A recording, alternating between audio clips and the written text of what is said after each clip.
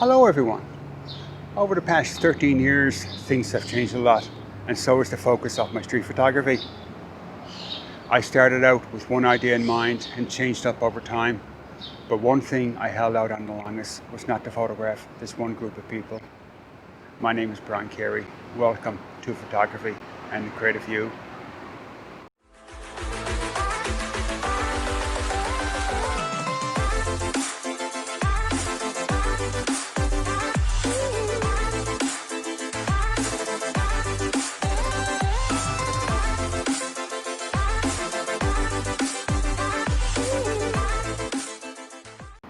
As I mentioned in my earlier street story videos, I started out my street photography project with one thing in mind. I wanted to photograph the characters, or the regulars I call them, downtown. And over the years I began to photograph buskers and panhandlers, and eventually I moved into doing some street portraits.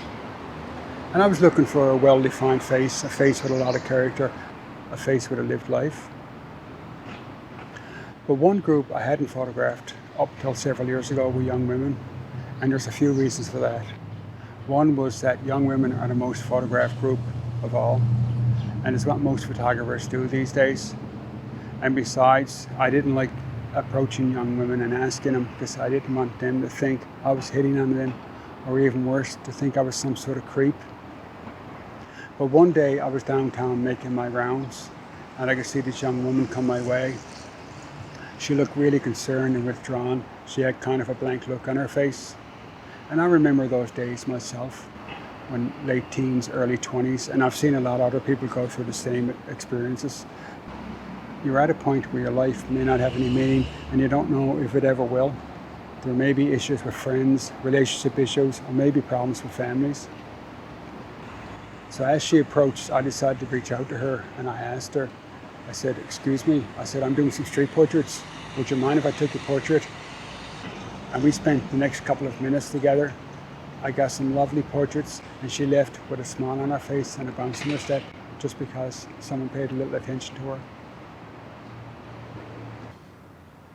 I'd like to end this video with a story.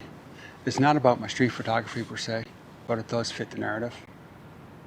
I've been a volunteer with the Special Olympics for a number of years, and a few years ago I was assigned to photograph a local track and field event. So Friday evening I showed up at the field, and I was making my rounds, enjoying the show, watching the athletes, and of course taking photos. And I came upon this group, and there was a young woman there, and she see what I was doing, and just one look told me she didn't want me there, she didn't want me taking her photo. And I understood that was fine, so I just moved on and finished up for the evening. I went home, I picked out some of the best images in a short time.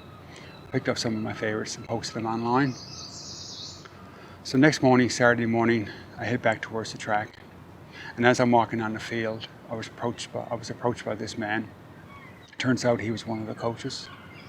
And he asked me, he said, did you post those pictures online last evening?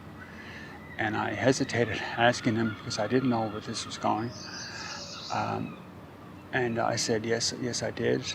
And he told me that morning over breakfast, he said the athletes see him and they were so excited and they were having so much fun.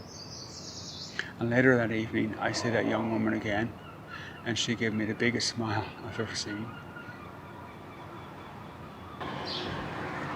We tend to put a lot of weight in the first impressions, maybe even going too far as to think we know what someone is like just by looking at them. It takes time to appreciate what a person is going through and to see the true content of their character. I'll leave links below where you can see these photos, and I've got more videos on my street photography, the joy of photography, and creativity on the way. Thanks for watching.